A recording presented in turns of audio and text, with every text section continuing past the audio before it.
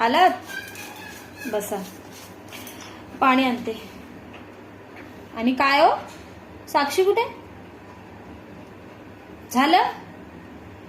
त्या पोरीला एक अक्कल नाहीये, तुम्हाला कळत नाही का हो? हा, किती वाजले?